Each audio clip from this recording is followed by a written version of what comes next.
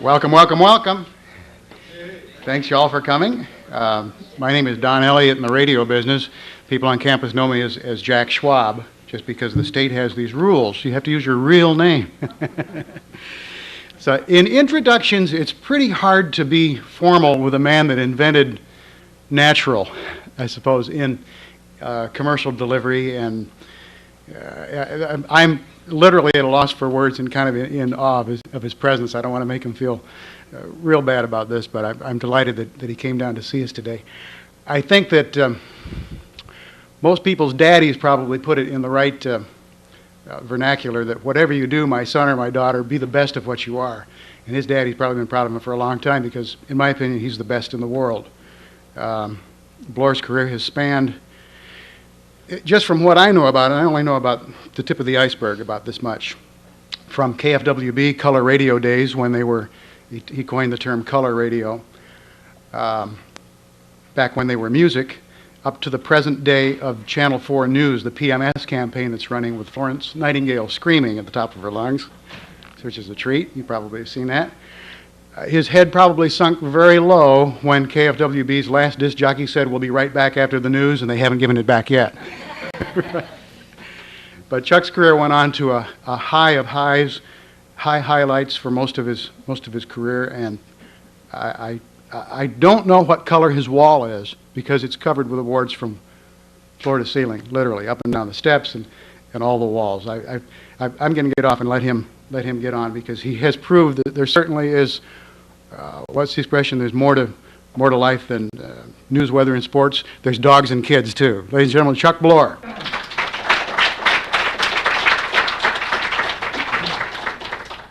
Very well done. Now let me tell you who I really am. Radio was my very, very, very first passion. And of course, when I wanted to get into radio, I was born and raised here, so you knock on all the doors and they say, "Go away, kid. You know, you can't make it in the big time." So you go to small markets first, and you work your way up, and then, if you're lucky, as it happened to me, then they came after me, because I was such a big deal where I was. And then I ran KFWB for 5 years, and that was 1959, 58, 59 through 63, and at that time it was the highest rated radio station in the world, and certainly the most imitated radio station in the world. One of the reasons for that is just had that great respect for the audience, you know, and everything I'm going to talk about today has that as its primary root, a great respect for the audience. I don't know whether you've ever heard the phrase collective genius, but it's a phrase basically mostly connected with Broadway. And what these Broadway show producers will do is they hire the best possible choreographer, the best possible stars, the best possible composers, the best possible directors, set decorators, all these people who are number one in the world in what they do, and then they take their show to some little out-of-the-way, ask all these amateurs to judge it. They wouldn't ask those amateurs individually. They don't care what they think individually. But once it goes down, the lights go down, and they're looking at this thing, if there's a cough in the wrong place, they say, "Oh my God." And it's the reaction of those non-professionals collectively that will make them change that entire show. The experts say, "Oop, we're wrong there, let's change it." And it's a group of people in a dark room. And it is the collective knowledge of those people, the collective genius of those people, that dictates what you eventually see or hear. And it's the same thing. When I got into radio, I thought, boy, look at the collective genius I'm talking to. Here in L.A., we were talking to 8, 9, 10 million people. And I thought they know a hell of a lot more about it than I do. So I constantly was trying to please those people. And I thought if I could just tickle them a little bit. So always I think they're a heck of a lot smarter than I am. And knowing that, riding up instead of down, which is a popular thing to do when, especially with advertising agencies, when they're thinking about radio, they treat it as a secondary medium, and let the new kid write the spots. this afternoon. They spend 6, 8, 10 weeks coming up with a proper theme for television, coming up with the proper look, and for print. And then it's time to do the radio. Oh Christ, who's going to do that? Well, let him do it tonight, you know. And so it's been 30 minutes on the radio. And the problem is, it sounds like that when you hear it.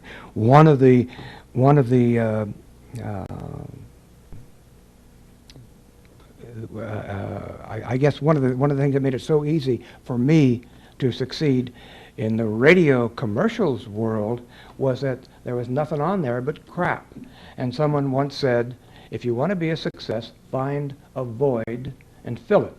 Well, boy, when I was a radio programmer, the void was pretty obvious. There was no such thing as a really good radio commercial. On occasion, Stan Freberg would come along and do a good one, but most of it was nothing.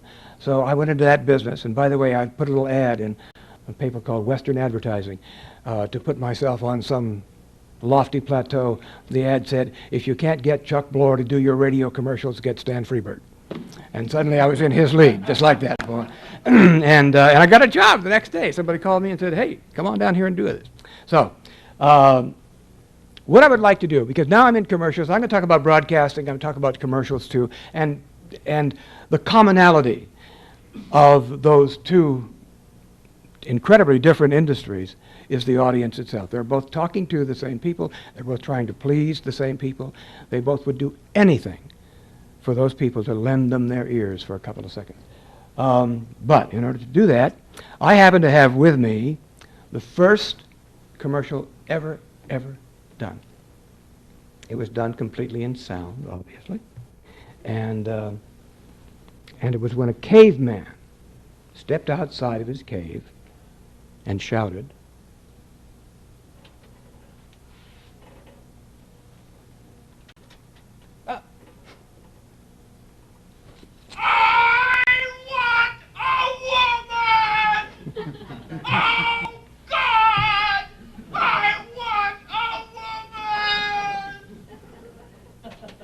okay, that's the first ad ever done. And women, 18 to 24, responded. You stick that one in there. And we've moved forward since, a little bit, not a heck of a lot. But now I want to talk about broadcasting for just a second. One of the things that made KFWB so outstanding, and then later, when I took a shot at programming KISS for a while, that also, when I went to KISS, they were rated 34th in the market. And after only one rating book, we moved up to 6th in the market, just like that. What was the difference? Respect the audience. And that was all. Give them some reason to tune in. One of the ways we did that was to create a whole bunch of little things that we just kept on the air. We knew nobody else would take the time or the trouble to do, so we did a lot of them. And it made the station totally different, and it made the audience smile. They just gave them a moment to think, to smile, to react, and know that only on that place on the dial could they hear stuff like this. And it made the station very special. Here's one of them. These are not cued because it's a little cassette, but you'll hear.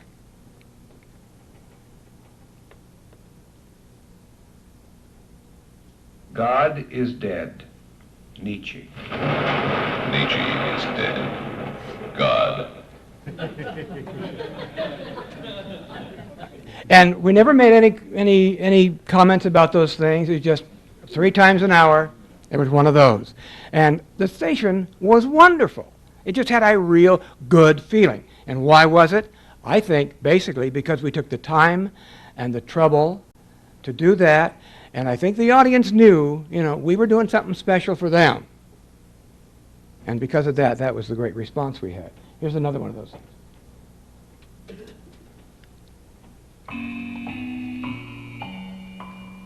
Footprints left in the sands of time cannot be made while sitting on your butt. And who wants to leave butt prints in the sands of time?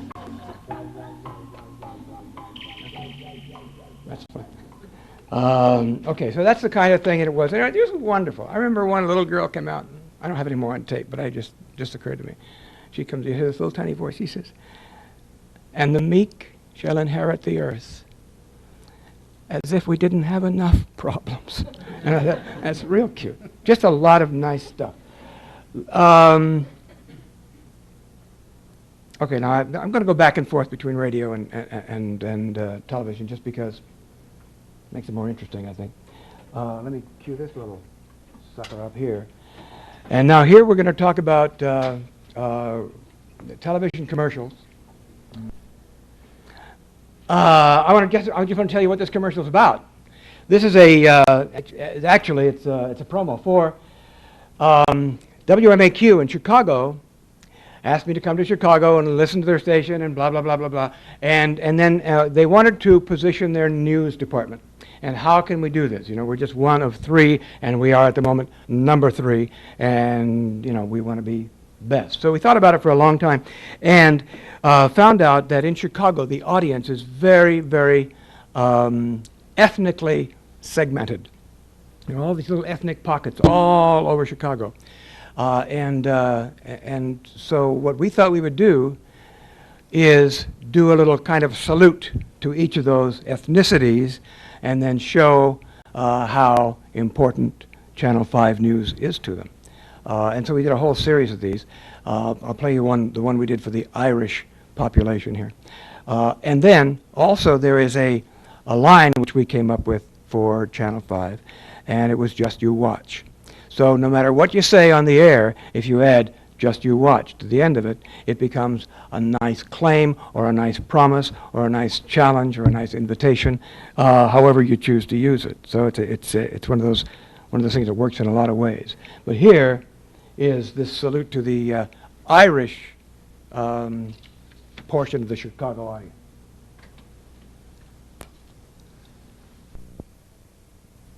Here's to Gerald Patrick Noonan, the most intelligent man I've ever known. To Gerald Patrick Noonan, the kindest man the world. And the most generous. And the most And very attractive, too. attractive. He had a fine, full face. It's almost 4:30. You better tell Mom. Mom knows. Kelly, get your grandfather's slippers. God rest your soul, dearie love. You never missed your Channel 5 news at 4:30, and you're not about to start now. The Channel 5 News is a tough habit to break. You just watch. Okay, well that's one of those, and we did it. We did it for Italian. We did it for Polish. Oh, the Polish one. I didn't bring it with me, but there's it shows. I'll tell you about all the stuff I didn't bring, right? But it has this big sign up there. It says "Welcome to America," and the guy, and there's a little graphic which explains that this fellow had emigrated to the U.S. in 5 years ago, right? And today his family is joining him for the first time, and so his little boy is now 7. He hasn't seen him. The wife comes in. There's his apartment all decorated up, and she's saying, "Oh my God, what am I going to do?" She's speaking in Polish, and he's saying, "It's going to be wonderful. You'll love it here. It's just great, and great opportunities and so forth." And then she says, "Yes, but I don't speak well enough." He says, You'll learn like I did." "How'd you learn?" He said, "Well, I watch the news every day. I watch Channel 5 News, and da-da-da-da." And in the meantime, we're watching the kid stroll around looking, and the spot ends up, and he's looking out the window, and he's just with this big reflection of Chicago in the window, and you see his face through the window, and he's going, "Chicago, Chicago." And it's just neat, you know, it just makes you feel good. Okay, well, that's that. Now, let me play another one of these. This is a spot I did several years ago, but it won so many awards that I wanted to include it here. And this is when I was just getting into doing promotion for television. And the reason I was able to succeed so quickly there was because I brought to it an advertising mentality to the promotion of shows. Normally, within the station itself, and still today, 80 to 85, 90% of the stuff you see is they'll take little clips from whatever it is that today's show is about and show you tonight, you know, and all that sort of thing, and show you the clips and then remind you what time it's on. Taking an advertising approach to it, however, is to insert some kind of promise of reward. Something is in this for you. That's another thing. The audience always is asking, what's in it for me? Come and listen to my station. Okay, what's in it for me? Come and watch this program. Okay, what's in it for me? The promise of some compelling reward. Now, it can be as simple as saving 29 cents on a tea towel, or, you know, ending up romancing under the moon in Hawaii, whatever. That reward, but the reward's got to be there. Here is a spot we did for Donahue. Again, you see a Donahue promo today, and it shows Donahue in the audience with all the people and cut. But this one is the one that kind of got us into this business. Mom? What would you say to someone who didn't watch Phil Donahue every day?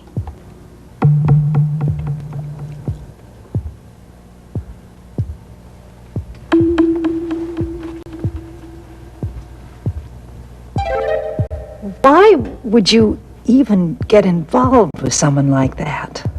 Donahue's more than a show. It's a relationship at 3 on 4. Now, we did a lot of work for Channel 4 for a long time. And one day, Stu Nahan used to work at Channel 4, and he and the boss got into a fight over a new contract, and they ended up calling each other's bluff, and so suddenly Stu Nahan was out, but they didn't have a sports guy, except for some kid they brought over from Phoenix to do the weekends, and that kid's name was Fred Rogan. And so they said, we got to promote this guy, make him a big deal. So I went to talk to Fred, and I said, what is it that we can say about you? How do you like to be seen? And he says, I don't like to be seen at all. Now, this was a few years ago, as you can tell. But he said, what I do is play tapes. I'm very good at finding pieces of tapes and putting them together and then talking over that, and that's my sports presentation. So I don't really want to be seen. That's what I do. I show stuff. So we came up with a line, if it sweats, Fred will show it to you. And that line was all over L.A., billboards, if it sweats, if it runs, if it jumps, whatever it was. And this is one of the spots we did to introduce Fred Rogan to L.A.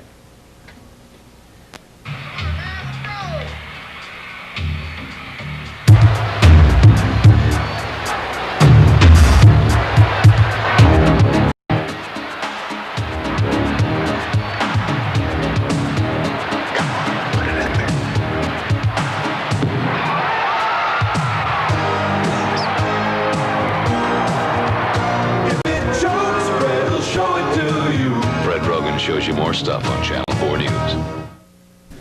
Biggest problem we had with the management of Channel 4 was the use of the word stuff. Can't we say show you more sports, show you more action? Nah. And it worked. Show you more stuff.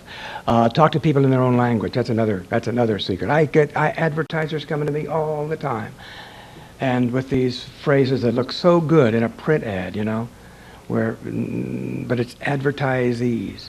And when you're talking to people, when it's live, or people are hearing you or seeing you, and you start throwing that stuff at them, then there's almost a mechanical wall you've put up for no good reason. If you can talk the language of the people. Now here is a spot we did, and these were on fairly recently. You probably have seen them, for Tony Roma Restaurants. Tony Roma Restaurants got the national spot from the Tony Roma corporate headquarters, and they thought it was dreadful. So the Southern California Tony Roma restaurant said, let's do our own. And this is kind of rebellion. Well, so they hired me to do it. And the problem is that they had about 1/10, or maybe even less, of the budget that the corporate stuff had. So here is another thing which I like to say a lot. It is not the size of the budget that makes the impact, it's the size of the idea. So if you have a good, strong, creative approach, it's going to cost you a lot less money to communicate than if yours is just lost there among the norm. And so always the creative has got to be first. How are you going to stand out? A lot of times, if you look at what's going on around you, you say, okay, what's everybody doing today? Okay, everybody's into flash and dash and a lot of quick cuts and blah, blah, blah, blah, blah. Okay, let us go in the opposite direction and really stick out. So what we came up with for Tony Roma was a little boy standing in a corner for something he'd done. He was being punished. The beautiful part of this campaign was we could keep changing his stories, because you never saw his face. He was just there with his dog. And talking, and the reason he was being punished always, in every case, was for his love of something from Tony Roma. We go to Tony Roma's a lot, because you know how when you get Tony Roma's ribs in your head, nothing else works in your mouth. Well, right now, it's Tony Roma's 20th anniversary, and you can get a great rib dinner for only $9.95. Mom says Tony Roma's sauce is incredible. I like the Carolina sauce, because it's a little sweeter, and it seems to give me quick energy, so I can hit my sister.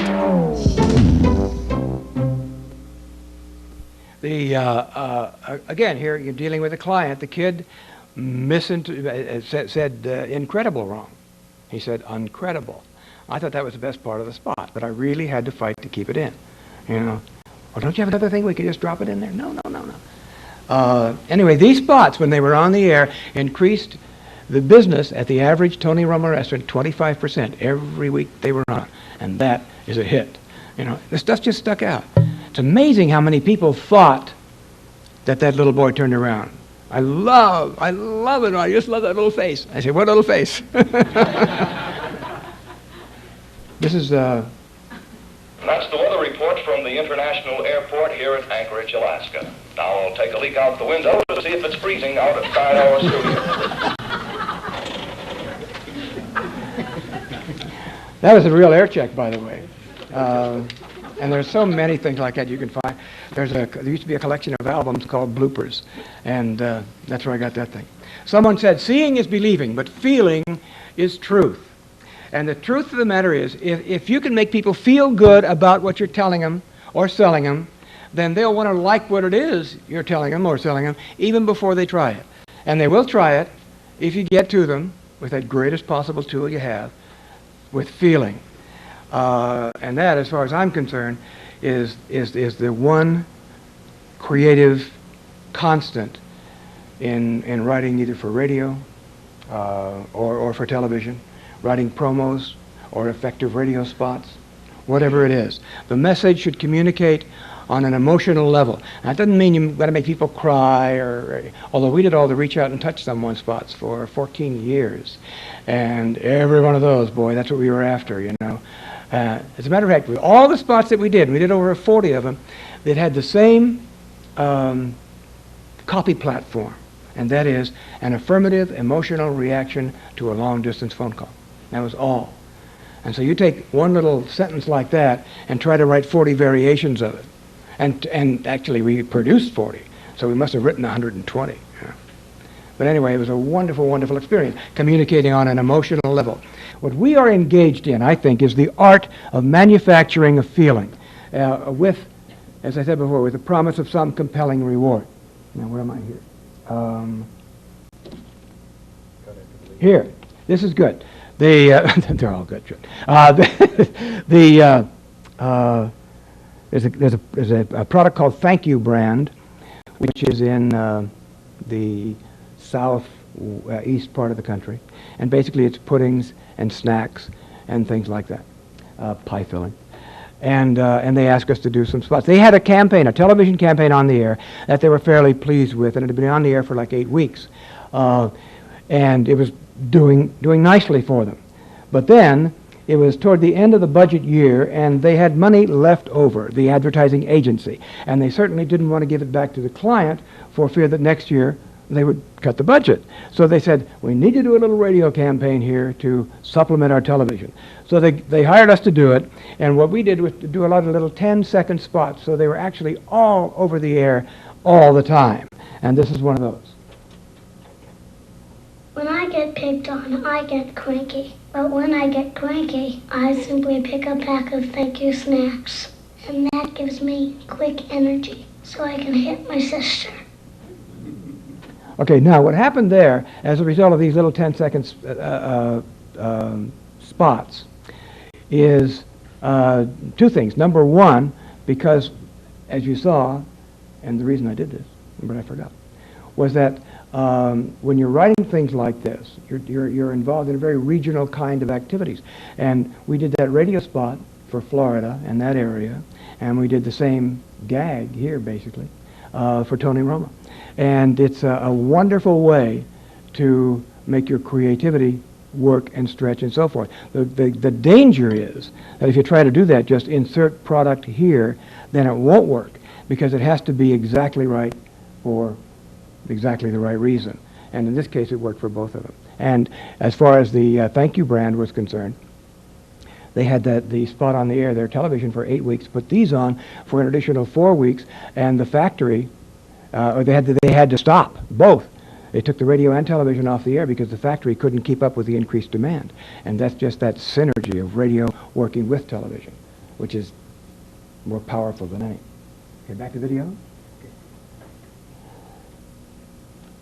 Now, there was a time 2 years ago when L.A. Law made the cover of Newsweek magazine.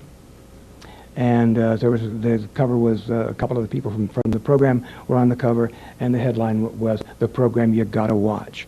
And so NBC called me and said, "Look, we got to do a spot based on the program you gotta watch." And so here we are. I had it all: money, success, company limo, condo in Hawaii, women, tailored socks, designer shorts. What happened? They wanted me to work Thursday nights. Thursdays, it's L.A. Law. I told him, Thursday nights, this guy watches L.A. Law. Forget you. You gave up all that? Wouldn't you? L.A. Law, the show you gotta watch. You know, you could have taped it.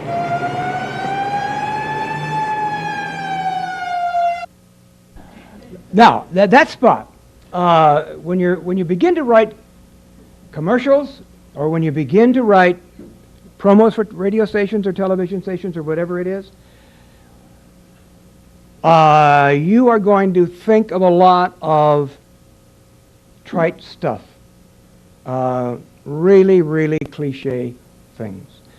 My goodness, this room is empty. Where's everybody?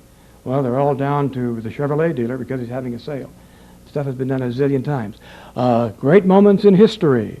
Hannibal going over there to get Planters peanuts for his elephant. Whatever. It's been done. The German psychiatrist. What's the matter? Well, I got a headache. Oh, take these pills. They've all been done and done and done and done. The beauty of this spot is the premise had been done. I had it all. I had this, I had this, I had this, I had this. I gave it up to watch this program. Now, that had been done a zillion times.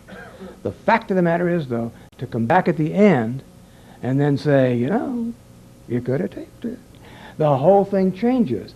And it has even an additional strength other than just the copy, the way it's set up itself, because it seems like it's over because everyone has kind of been there before with that kind of a promise. And then you bring them back and you pull the rug. It's even more effective than ever.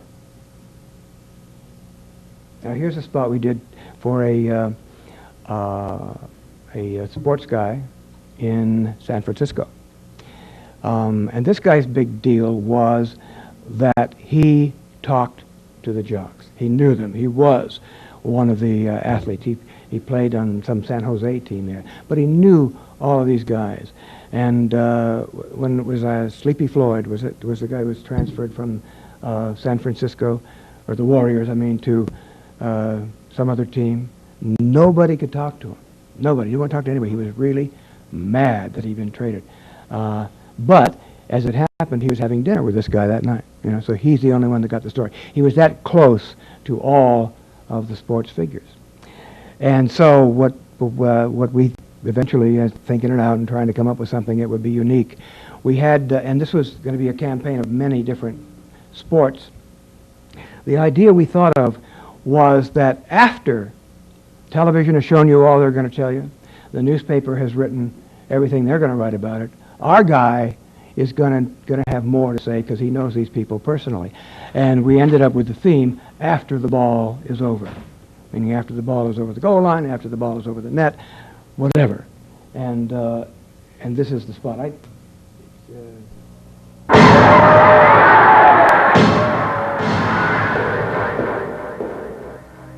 way, that was interference! I'll show you interference! That was $1 million catch, babe. Actually, it was 40 grand, and I got it in writing. Traded? I gave you my guts, man. You can take this team. You may not see it on the field or read about it, but Gary Radnich gets it all after the ball is over. I think that is a very dramatic use of the medium, but you never see a person. You know, it's all done with just the sound and, of course, the shots of the locker room. I had a friend, Terry Robisky, who was on the Raiders, and I called him and I said, "Can I use your locker room?" He says, "Go, come on down, sure." This was the locker room at the Coliseum. He walked into that, it was just a big, empty nothing, you know. So we built this locker room like people think they ought to look, not like they do. And that's another thing, you know. People have these preconceptions of what they want things to be and look like. And that's why radio so often, people form these opinions of what things ought to be just from what they're hearing. How many times have you met a guy after you've heard him on the radio for years or for just a little time and say, "Oh, you don't look at all like you're supposed to look, or what I thought you were going to look like," right? You do it all the time without ever having consciously made a picture of that guy. You know, it's nothing. This theater of the mind stuff, I think, I like theater of the gut, you know. It's just something you feel. I know what that guy looks like. I don't have an image of him in my mind, but when I see him, I know he looks wrong, right? And that's just kind of this visceral thing, this gut-to-gut communication. That's the best kind. How long are we going to play here today? Because I can go on forever. But, well, if you guys have to leave, anybody, I certainly understand that. Or if you want to ask questions, too, anytime at all, we can do that. Let me... Well, on all the stuff, you'll hear it's the same guy, and his name is Danny Dark. And Danny is also the voice of NBC, which shows you how versatile he can be, because NBC is going, "Tonight, don't miss this," you know.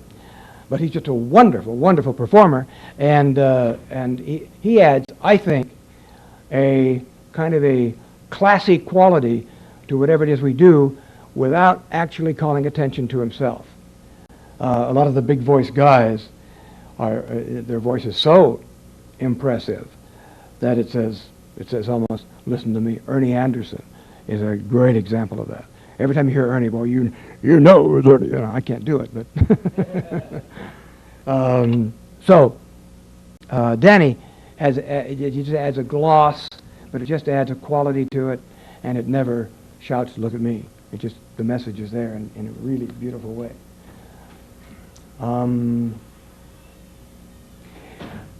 Channel 2 had spent a lot of money to get Wheel of Fortune and Jeopardy away from Channel 13.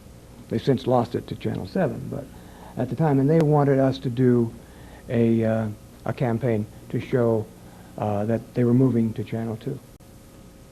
Again, you find if your spot is going to be a good one, you're going to find the idea in the problem, probably.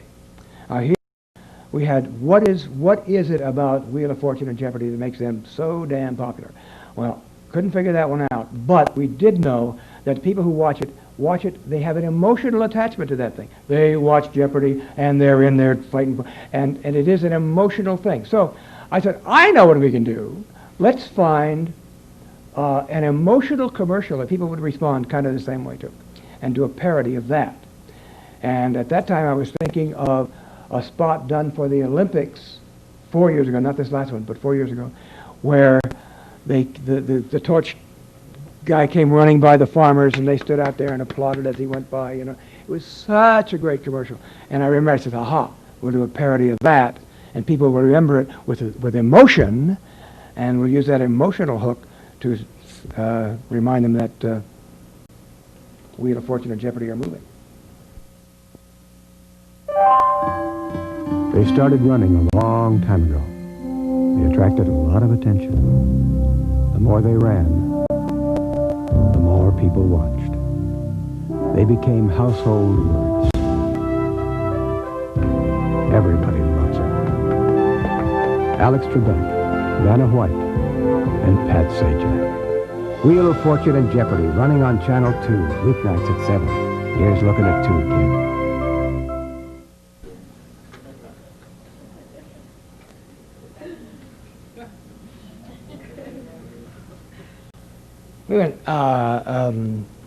We did a lot of thrifty spots for a lot of years. This one, in their San Diego stores, they had revamped them all. This was maybe 3 years ago. Revamped all of them, and to get people back into them, they were lowering prices on everything in the store. 3,500 prices on the 3,500 items that people used most. And they asked us to do a spot to promote that. And I was in this parody mode at the time, and I thought, well, I don't know what I could do. I could take an old Bugle Boys spot that I loved and do a little parody on that. And also, this was just about the time that the little bunny was intruding himself into everything. So, this is what we did.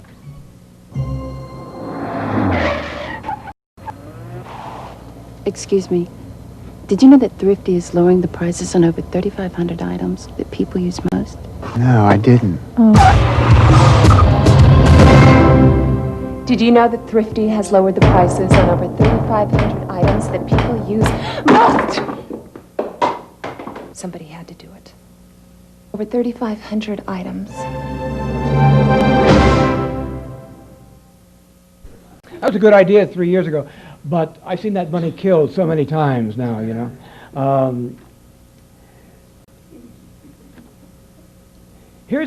Sometimes you get yourself a real hit, and then the client comes back 6 or 8 months later and expects you to top it, right?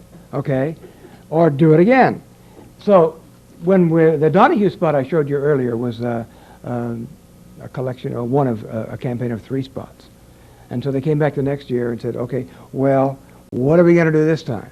And I said, oh boy. It was the first time. The big gimmick was just the wait. We'd set up these premises and then we'll wait until the person could come up with an answer.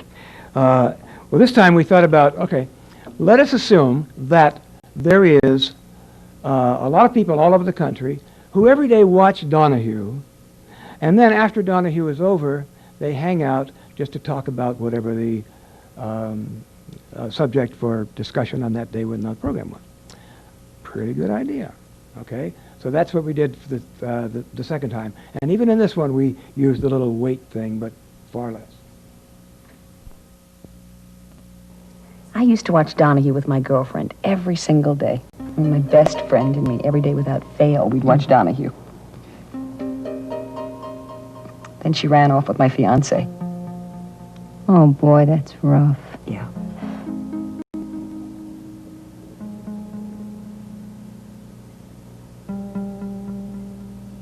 I sure hope it doesn't hurt his ratings. Donahue's more than a show. It's a relationship at 3 on 4. It's actually not the spot I thought it was. I'm explaining, kind of giving you the premise of the spots and why we did it the way we did it. And of course, to any of these questions, there are, hundreds of answers.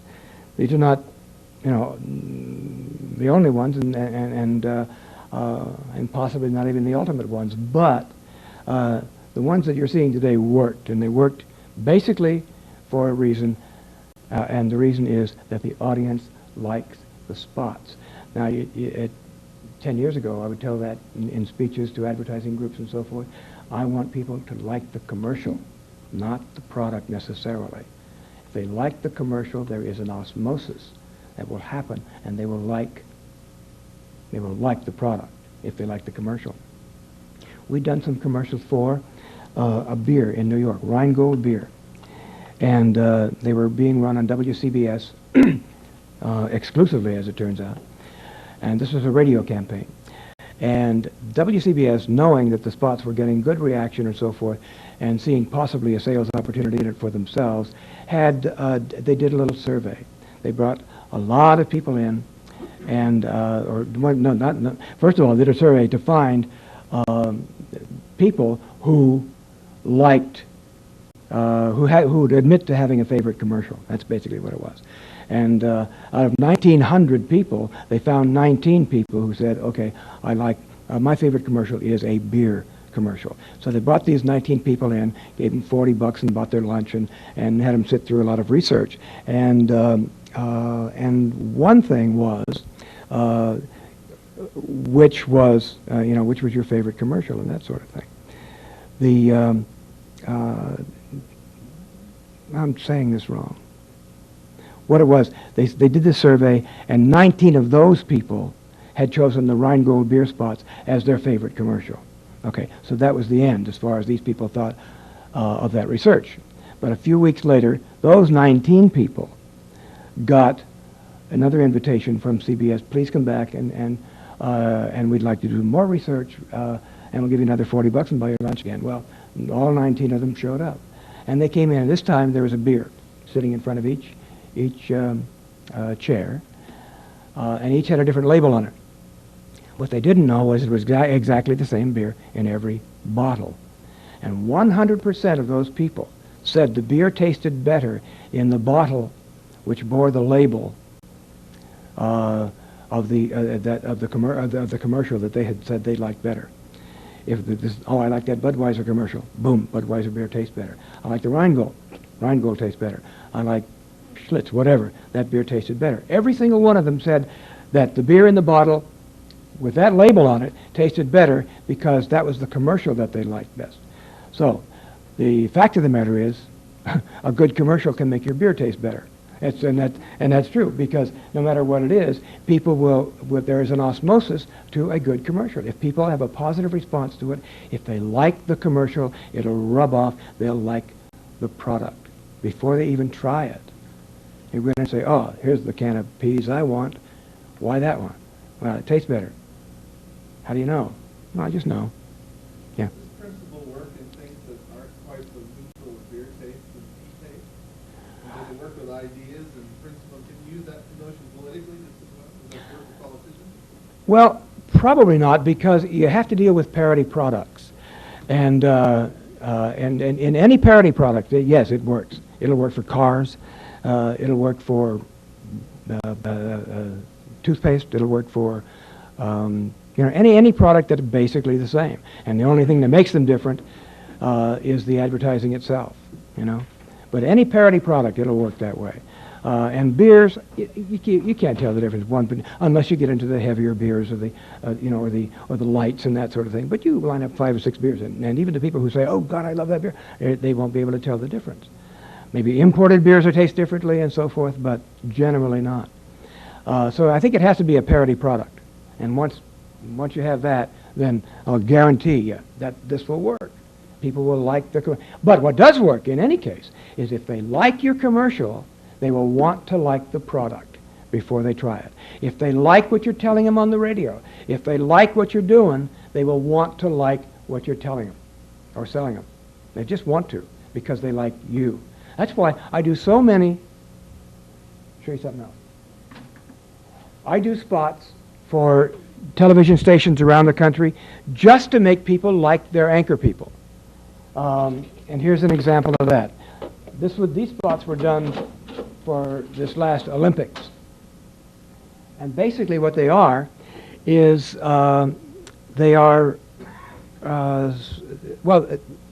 Channel 5 in San Francisco did research, and the research said that this is what people want from their news anchors, their news preference study they did.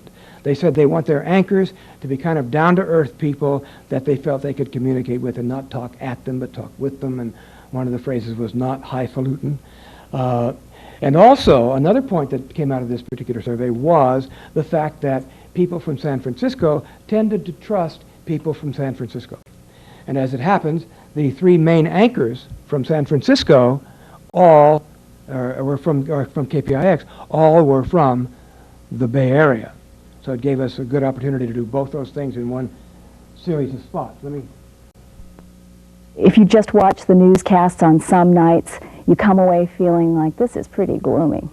Crime, murder, fear.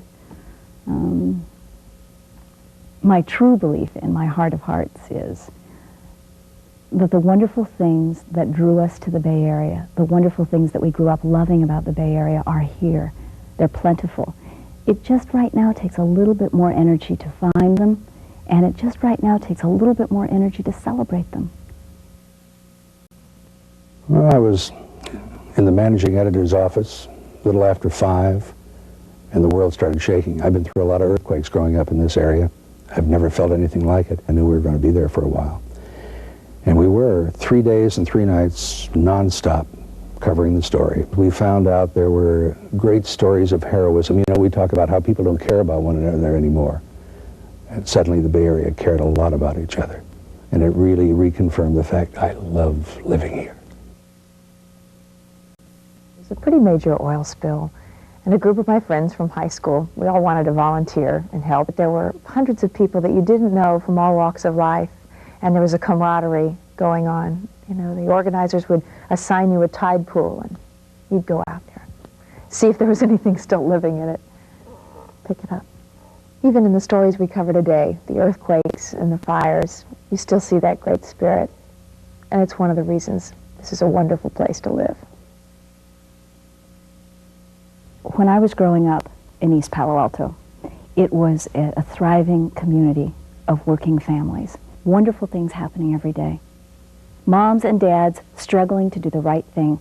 Little kids reading with excitement, imagining their futures, planning for the future. And when I go back now to East Palo Alto, a lot of those things are still there for a lot of children, but there's a big cloud. And that cloud, I think, is sometimes a loss of hope. That cloud sometimes is a huge increase in the rate of crime. That cloud is a recession that prevents parents from assuring their children they will have equal opportunity. When I go back and I see myself sitting in the little chairs, there I am in the library in East Palo Alto, wanting to pick up these kids and say, I've been here. I sat in that chair. I dreamt your dreams. Don't lose your dreams. Okay, well, I'll play you the AT&T spot. Lots of changes. I'm sorry about that. Oh, I'm not. You're not? No. You gave me a lot to think about. Reach Out America. Call any state in the country, even Alaska and Hawaii. An hour of long-distance calls for $10 a month when you dial direct during weekend and night rate periods.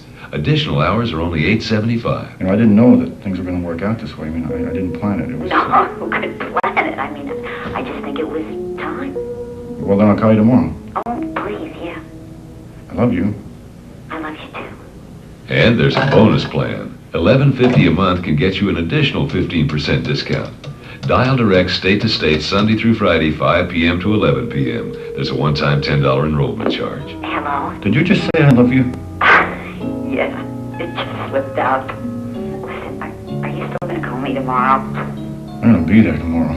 Call AT&T 1-800-551-3131 to learn more about Reach Out America. Reach Out America. An interesting thing to tell you, this has to do with production and how we do the reach out and touch someone spots. Normally, if you're going to do a commercial, you'll come in and be handed a script, and here are your lines, and here's the other person's line. You stand there and you read them, and so on. But when we were doing the reach out spots, the talent, in the first place, was given the scripts a day ahead of time, but what was unique about it is that they only were given their own lines, because I wanted them to be familiar with the lines and know kind of what the feeling of it was, although I did a description of the relationship between the people, but they only had their own lines on the tape. So the first time they heard the other lines was when they performed it for the first time with the actual talent. We rehearsed it one time. I took the other part, and so that they still didn't know what was coming. And then and the way we did all the reach-out spots, one person was on the phone and one was on a microphone every time, so it had a nice authentic feel to it. But you can hear the spontaneity in our reach-out stuff, and that is because they really don't know what's coming. They've only got their half of the script. Really unique and effective way to do it. Also, in any of these commercials you've heard, no one is ever allowed in my studio to read anything off a piece of paper. They can look at the paper and then say it. They don't have to memorize it, but they got to know what this line says, and they look up and they're looking at some human person when they say the line. Now, this causes us to do a lot of editing. We may have 30, 40, 50 edits in a 60-second spot because each one was done line by line by line, but they all have truth because they weren't looking at a piece of paper and reading. They were having to create it in their own mind and tell it into someone's eyes. Another good trick. Okay, now, this is the spot I am most proud of. Let me play it first. Okay. The voices you are about to hear were found in the Texas Panhandle. A, B, C, E, F, G, M, I, A, P, C's. Jonas, why don't you put something on there so your mommy can hear it? Okay, Daddy. Say, Mommy, I love you. Mommy, I love you. This is Jonas speaking. This is Jonas Can you say speaking? speaking. This is Daddy. Watch out, Daddy!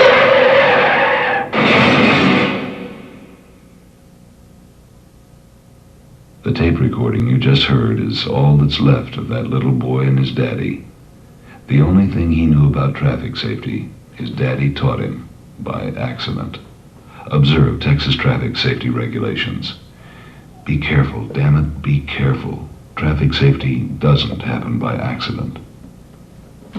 Okay, now, that spot, as I said, was on the air in Texas for 2 days, and the idiot fringe wrote the letters, they took it off.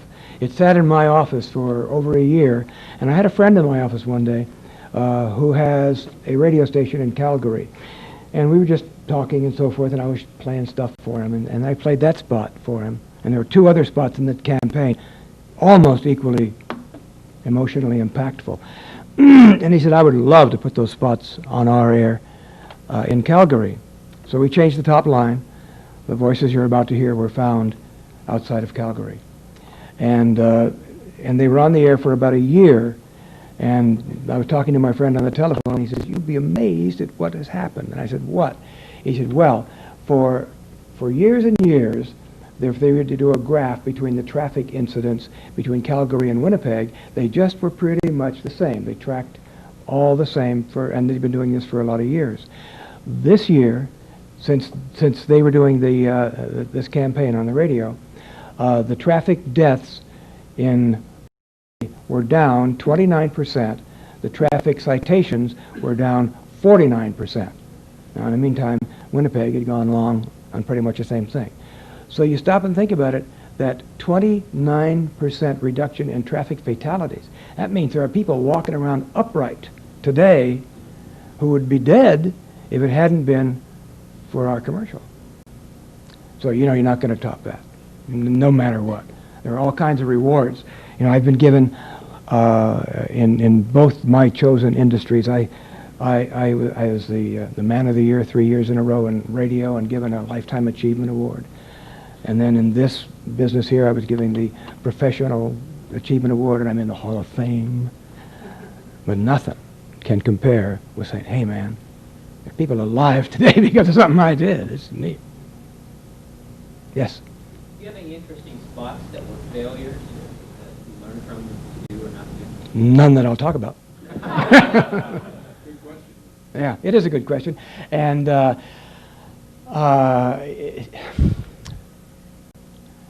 I may have had some early on when I really didn't know what I was doing. But today, and this is true, and I really feel this way, today, if one of my spots doesn't work, then I've got to question the time buy. I said, somehow or another, they're not buying the right time because that spot is not talking to the right people. And see, that's something we're kind of victims of. And we can create the spot, and the client can say, I want to talk to women 18 to 49 or whatever it is, but if the time buy is wrong and you reach the wrong audience, the spot's not going to work. I'm about to do a commercial for a product called Mommy's Little Miracle. And basically what it is, it's an enzyme product to clean diapers and any baby stains. But it's totally environmentally correct and all that sort of thing. And she wants to talk to young mothers and also young fathers, incidentally. And the time buy says, well, you got to be like on K-Power, and you got to be like on this station. That she said, "Oh, well, I never listened to those stations." And it doesn't make any difference. That's where your consumer is, and that you have to know where. Because I said earlier about the spots have to communicate on an emotional level. It doesn't mean you have to make them laugh or cry, but it does mean, and probably more important than any of it, is that it has to be relevant. And if you can be relevant to a particular person in your audience, to your consumer, if you have something that is relevant, in other words, if you say, hey, you can get this now, and this guy happens to need that now, that is relevant.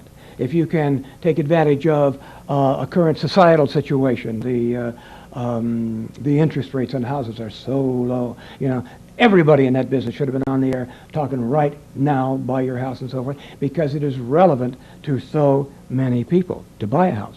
Of course, the problem with that is if you have one, you have to sell it, and it's down there too. So, but it's that the relevance of the message probably has more emotional impact, because it's really, that's that gut-to-gut thing. Hey, I needed to know that, and that's the real emotional impact, the relevance of it. Yes, ma'am. Can you give like a wild estimation on about how many commercials you've done? Oh, no. No, I can tell you this, about 3 years ago, we were making a company brochure, and we counted our awards because we wanted to say the most awarded company in the history of broadcast advertising. And I knew that Young and Rubicam had won over 350 awards. And so we stopped counting when we got to 400. There's a big cheat there, by the way, because the advertising agencies don't generally count their radio awards, and 80% of our awards are for radio. We just dominate the radio competition because there's nobody doing it any good. The television competition, that's a little tougher. Yes, sir. I recently completed a commercial copywriting class, and I had a great deal of frustration. Do you have any tips on how to, aside from brainstorming, what do you do to come up with your ideas for your spots? Well, you spend a lot of time with the product itself and find out spend a lot of time with the client first and find out what they want to say about their product. And indeed, is that true? Not that it makes any difference. And, this is the truth of the situation. One of the very first spots I ever did was for the Rambler dealers, when there were Rambler dealers. And this spot won a lot of awards, and everyone said, "Oh, great, come and do us another one. But why don't you come down and drive the car? You really know." Well, I did that. Oh, I'll tell you, that second spot was the toughest thing I'd ever done in my life. So I said, from that point on, I am going to believe what people tell me about their product. If they can bring research and all that sort of stuff to back it up, that's even better. But I am not going to try it. I'm going to believe them. And so when a client comes in and says, there is this about my product, you don't know how much of that is just passion, or how much of it is just dreaming, or I hope it could, if only it could be. But they're saying this is a fact. Then you promise the public that, and then the public tries it, and it'll put that guy out of business because he lied. That's something you really got to guard against. And that's when I talk to clients and tell them exactly that. You can't. You got to tell them absolute truth, because people are going to try it. One of the problems that in this business that I have is that it all works. You can put the dumbest spot on the air that you could think of, and somebody, come buy my shoes, and somebody will come and buy your shoes. It happens. But you say, come buy my shoes because they have little lights in the heels and they're going to make you look great at night, then a lot of people are going to, or whatever. You got to make that promise and make it real. We used to say in this brochure that I have, it says, almost all advertising works, or almost all broadcast advertising works. The challenge is to make it work exceedingly well. And there, you know the audience, you know what's going to trigger something inside them, not necessarily intellectually or on any cerebral level. It is a gut-to-gut thing. And normally, I find, if you stay with the product long enough and keep asking the product questions, boom, it'll tell you what to say. Yes, sir? Yeah, we have several students that come into our program who are interested in the voiceover industry. Do you tend to for voices for your spots, or do you tend to stick with Danny Dark, basically? Here's the it depends on the spot. You know, normally it's a tough business because every producer is lazy. We write the spot, and when I write the spot, I have maybe 15 people that I use a lot.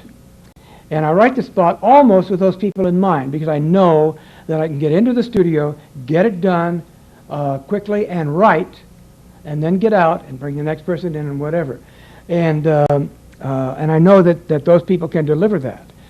A lot of times, you'll want something fresh. You'll want something different. You'll want something that is not within your little repertory group, and that's when you'll either call an agent or start listening to a lot of tapes you might have, or somebody recommended somebody or something like that. But getting into the voiceover business initially damn near requires you have an agent, because the first place we're going to go is to an agent, you know, and we need this kind of a voice. We need this kind of a presentation.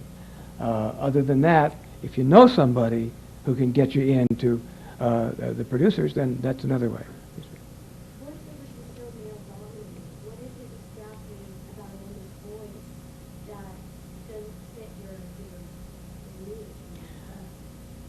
My daughter, my older daughter, I have a little girl who's 9, and I have a daughter who is 40-something. How old is she? 43. It's my sister down here in the front who knows these things. I don't know. I try to have a daughter every 33 years if I can. You see, this is, I mean, and she is in my older, well, they're both.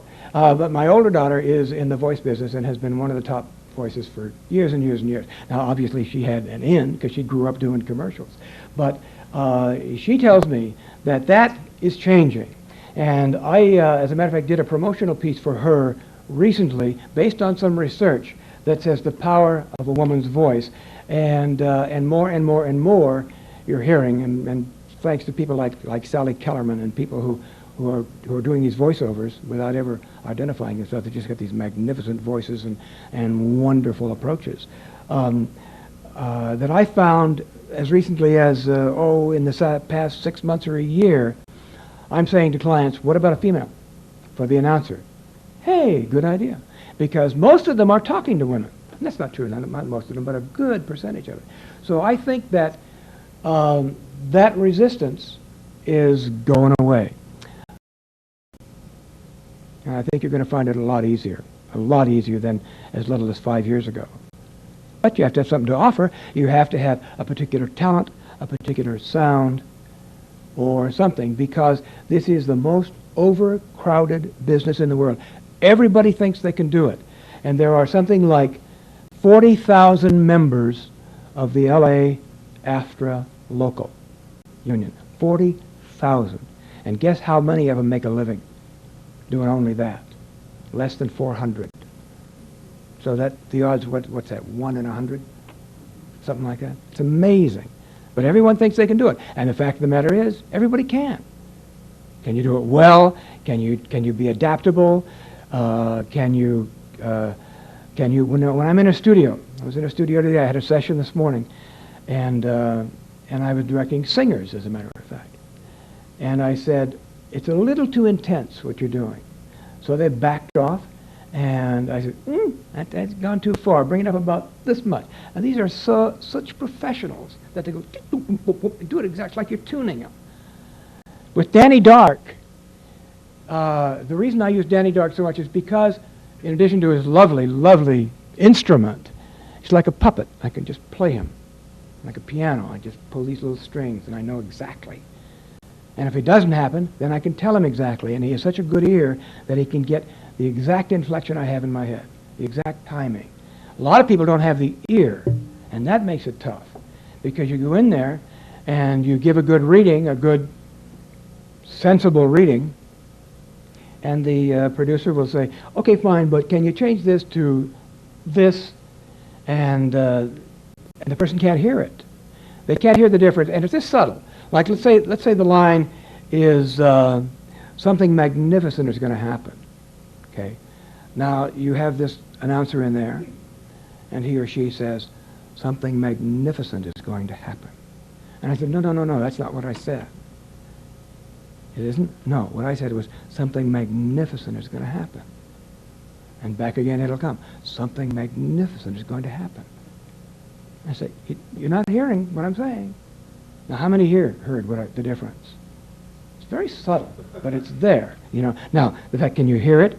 And then the next thing is, can you do it? You know. And it's not, and that was a pretty obvious one, where you're talking about, if you did the same thing, you say, something magnificent is going to happen.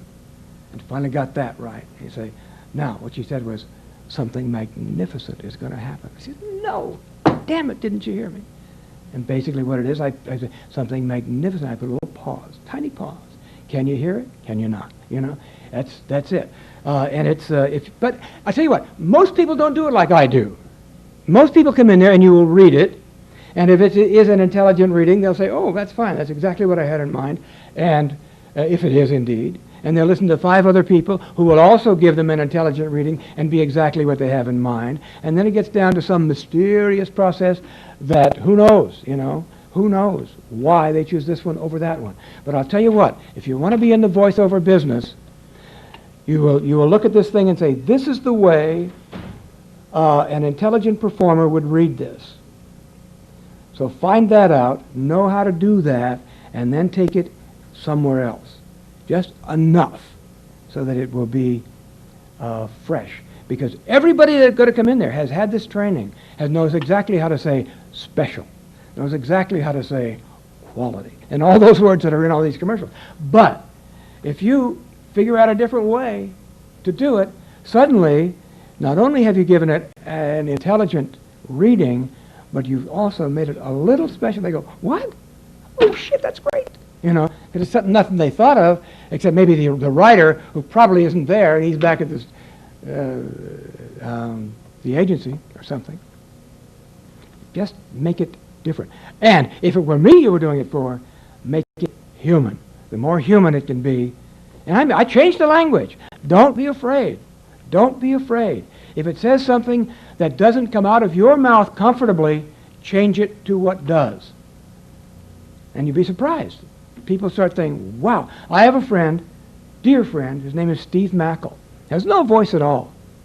He's just a regular guy. Number one, he's a very funny guy.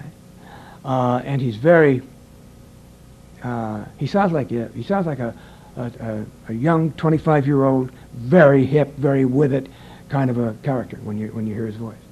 And he feeds on that. I mean, half of his language is jargon, is slang, is street talk.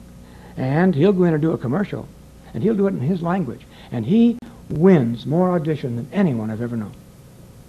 You can hear him right now. He's the voice of, it's either Del Taco or Taco Bell. I'm not quite sure which one he's on all the time. And he's the voice of one of the big computer stores. And it's all because when they went into audition, he didn't do it like everybody else. And that's really important. Yes, sir? You wear several hats. Which do you consider to be your biggest one? I like to direct more than the rest of it. And I think one of the reasons for that is like I'm bringing my vision to life and seeing it there for the first time. But the writing is I think probably within my company, my biggest contribution are the concepts for the spots. Not necessarily the words within them, because a lot of guys are better writers and they just make those magic words happen. But the concept itself, the little boy standing in the corner, you know, never seeing his face, it's a unique idea. That's a good idea.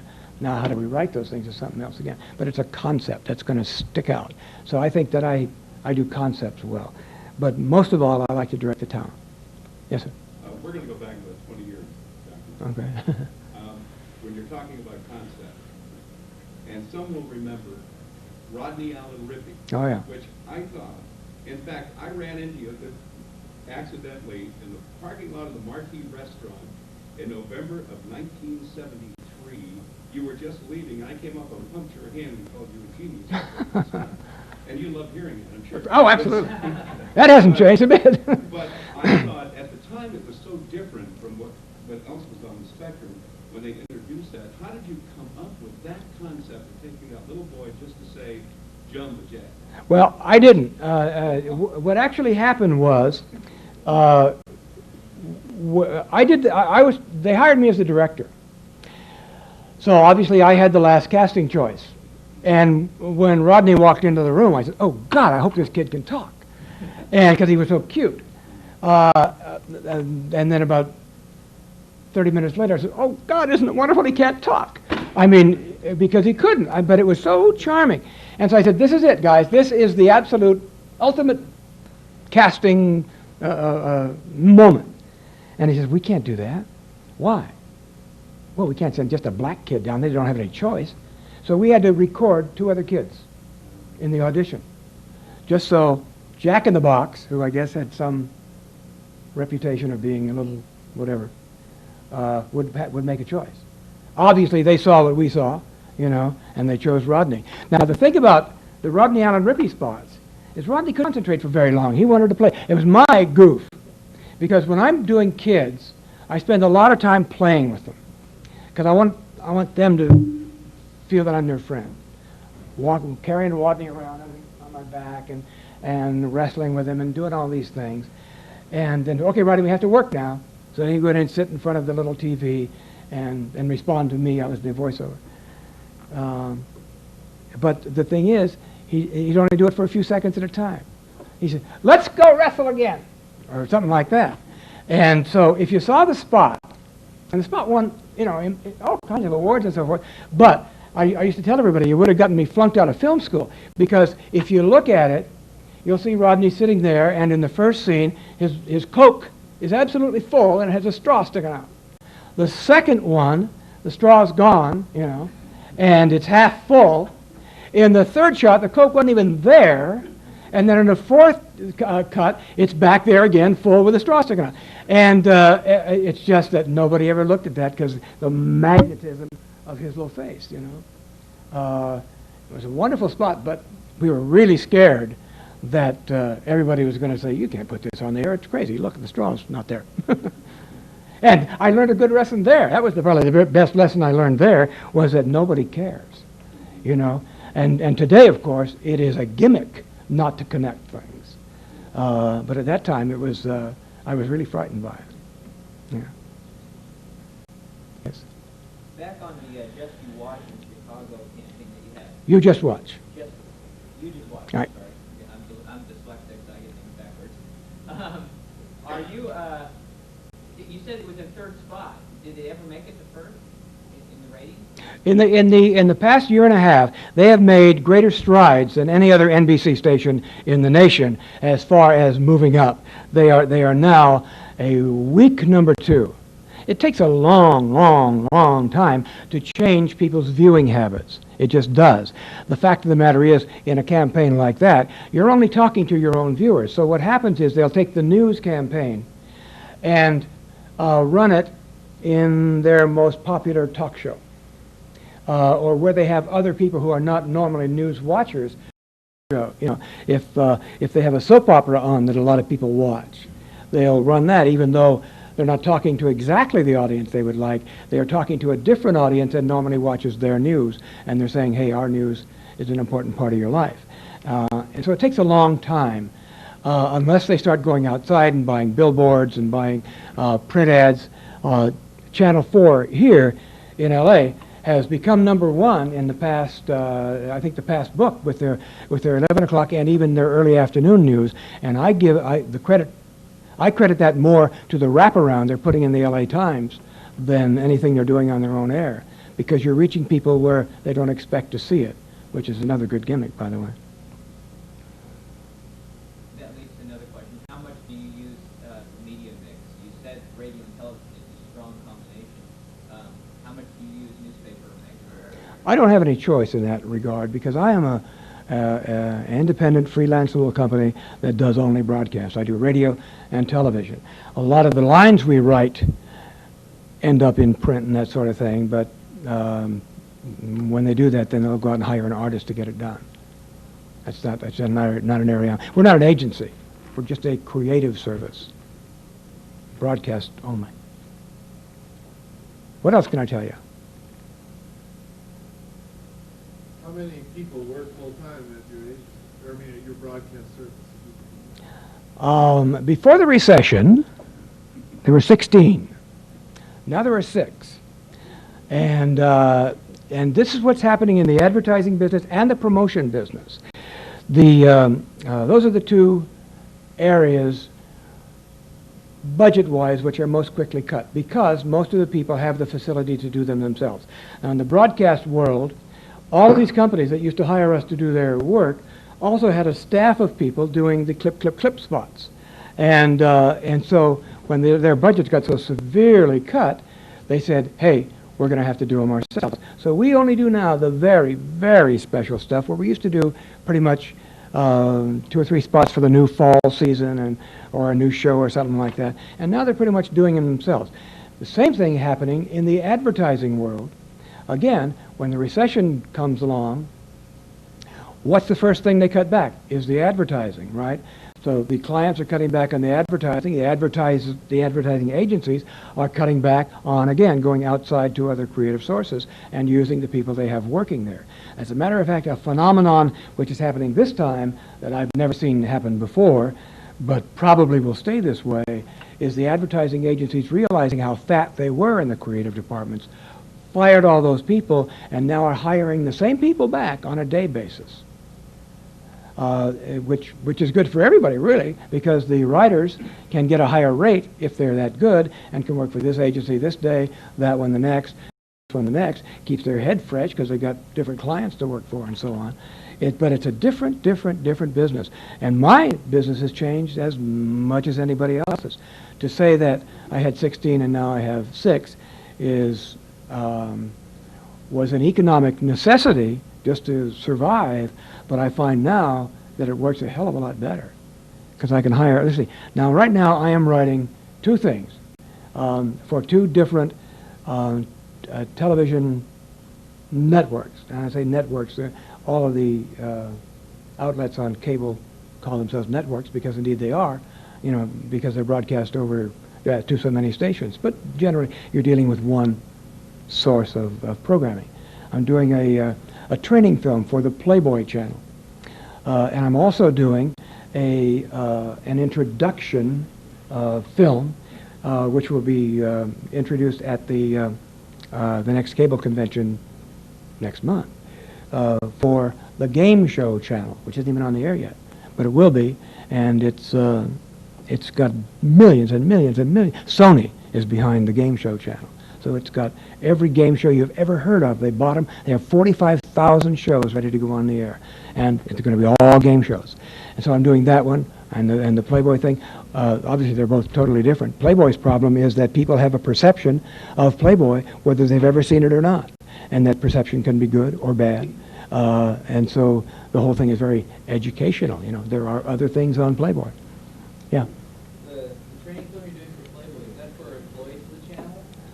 Or is that like a training aid for like the corporate side of it? Basically what it is that the people whose job it is to sell cable services on carrying the Playboy channel or making it available to their people, this is for the people from Playboy to go to those individual cable services and have them look at this film and see a lot of stuff they didn't realize was there.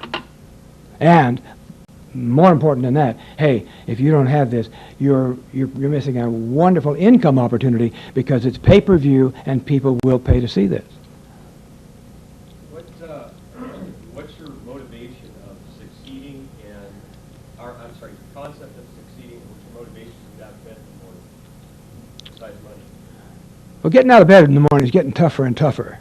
But the motivation to succeed, I guess, when you can honestly say to yourself that, hey, I'm the best at this, I really and truly believe that I'm the best at this, then you get up just to run the race, And I told my little girl the other night, and this just kind of fell out, and I said, wow, I like that. I better put that in a speech somewhere.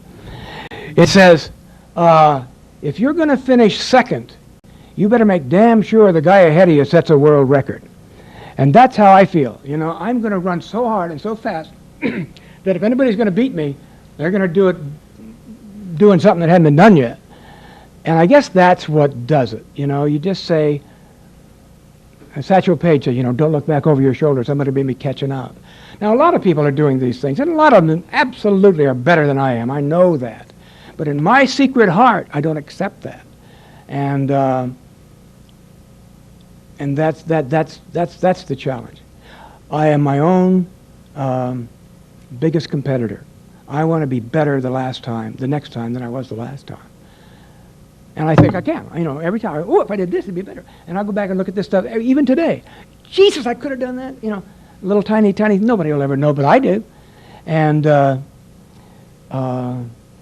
that's it. Plus, I have an ex-wife who wants alimony, and I have, etc. But that's basically it. It's just loving to do it. Well, guys, well, if you like. Okay.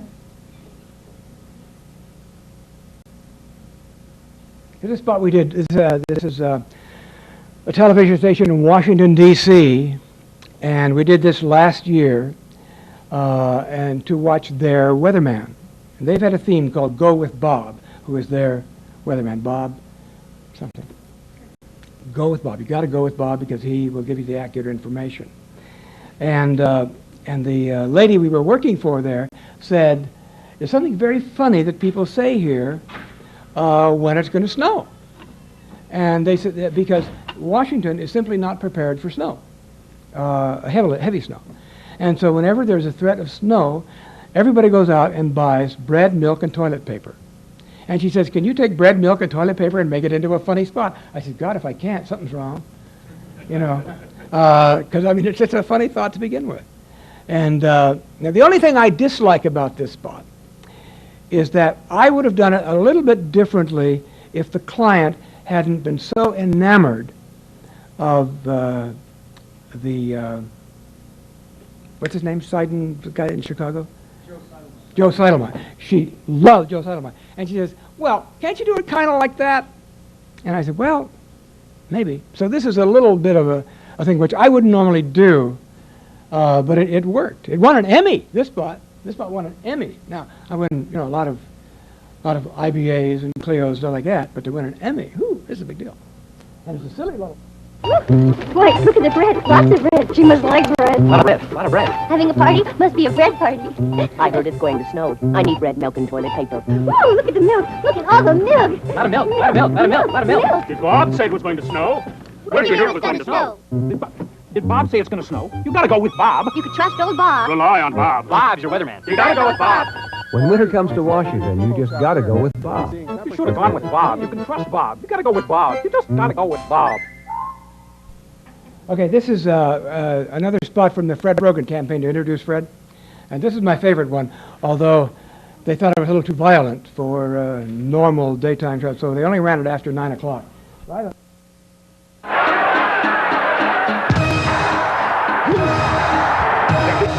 You understand that? Get off quick. You're faster than he is.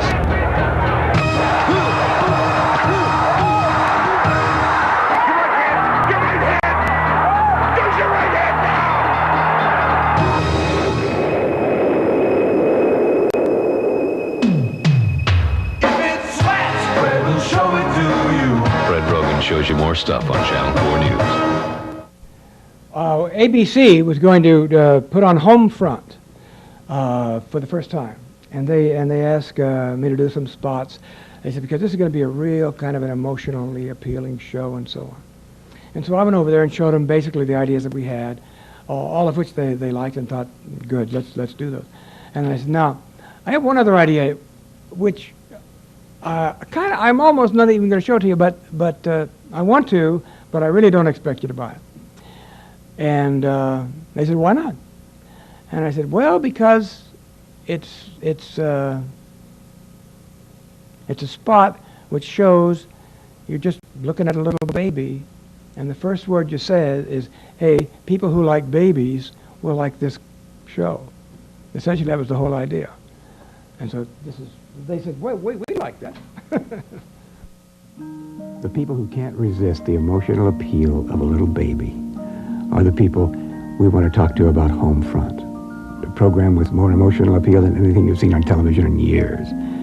Characters you care about and cheer for and hope for, and stories you get caught up in and make you say, oh boy, that was really something. Okay, baby, you can go. Thanks. Homefront is on ABC Tuesdays this fall. Yeah, my second favorite announcer.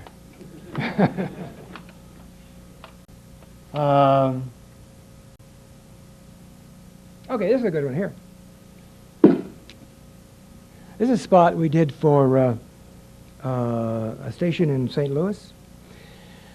And one of the guys, the weatherman there, came up with the idea that he and the sports guy should dress up like Don Bellucci and, or John Bellucci and, yeah, and be the News Brothers. Right. And they could go around and we could promote the news. And the only reason they could get away with that is because they weren't actually, you know, the anchor part of the news team. You know, you can't do that to anchors, certainly, but you could do it with weather and sports guys. So, this is what we did. Oh, and we also had him sing and dance, which is another thing.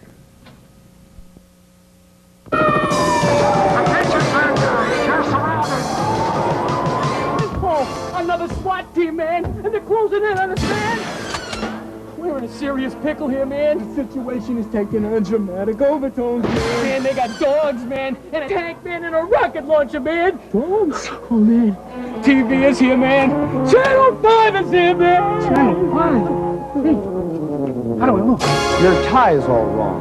The News Brothers. Right, pal, and the game is over. We're here to rain on your parade. Are you gonna put us on TV? You're gonna be on every TV set in St. Louis. Except that one. Whenever truth needs telling, Wherever justice is threatened. Eyewitness News will expose it. For all of St. Louis to see. What's going on? I will show it. Show me 5. I want you to be the first to know it. Show me 5. Silly, but a lot of fun. Real fun to do. There's another one now from the WMAQ stuff. This is the Italian spot. Everybody, this is Carmen. Carmen, let me take the card. Carmen. So, hey, you come to marry my daughter. Leo, lasagna first. Why are you looking at your watch? You got something more important to do? No, sir, it's just that at this time of day I usually watch the early news. Channel. Channel 5, Chicago's best news. Hey, that's the daughter. Boy, you know brother and friend. Chicago's best families choose Chicago's best early news. You just watch. Now, Petco, and by the way, I was talking about that singing session I was having this morning. We're going to change the song. So that's what we were doing today.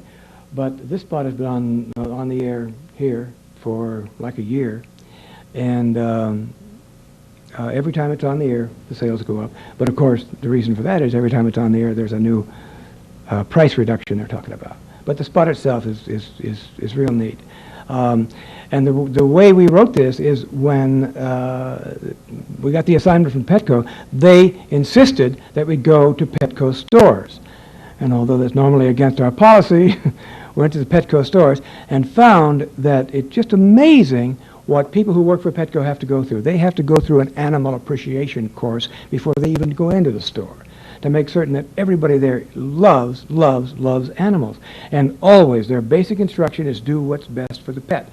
And whether it means if Petco doesn't have it and they know somewhere they can get it, send them there. If, don't, and it's an amazing corporate philosophy. But I guess it's also one that's allowed them to grow, and now they've got stores in New York and everywhere. But it's one of the I guess proudest presentations you can make, because you know that when people go in there, they're going to get more than they expect. And the line on the very end, your pet is always welcome at Petco. They want you to bring your dog or your animals down there. They want to pet them and they want to see them, and it's just a great place. And so anyway. What we thought, here is a spot or that we have an opportunity to do for a company that loves pets. Now, who are we going to appeal to? You know, what is that going to be, that relevant thing, that emotional attachment? Nobody loves pets like pet lovers, so we created this guy who was just a dog freak, and we also did a cat freak and a creatures great and small freak. But this is the dog one, the most successful one of all. A dog, my friends. You ought to have a dog. A friendly, faithful D-O-G-O-G, you gotta have a dog. Oh, sure, I suppose there were those who go for bats or rats or frogs. But me, I go to the dogs. He's faithful and true, devoted to you, so what do? You go to Petco. Premium food for every meal, it'll show him how you really feel. Petco, give him all the best. Now really, can you shake hands with a goose? Can you paper train a moose? Could you ever teach a yak to fetch a ball? No. Can you teach an aardvark anything at all? No, sir. You can keep your fancy pets, your chimpanzees or marmosets. For my dough, it's Fido. So I go to Petco because they really care about your pet. And there's a Petco in almost every neighborhood giving you better buys on more and better pet supplies. With real good people helping you to make pets healthier and happier. Jump up on your lappier! Petco, give them all the best. Your pet is more than welcome at Petco. There you are. Okay, guys, well, I got to go back and fight the traffic, so I better get out of here. But this has been an absolute delight. I just love to talk about what I do, especially to people who might be thinking about trying it themselves. And I got to tell you that there are probably more rewards in this business than any I can think of, because in any other creative endeavor, when you do it, you write it and you hope that somebody will like it, and you hope that somebody will hear it or see it or feel it. In this case, you're writing things that people are going to pay to put on somewhere, so that you know people are going to hear your stuff. And so it's great. And then you hear them on the air yourself, you know, and you're not when you're driving along and it comes on, it's a total surprise. Oh my God, there's my spot. It's a lot of just wonderful. It happens all the time. And if you're going to go into it, I wish you well, and I know it's going to be a happy profession for you. Thank you very much.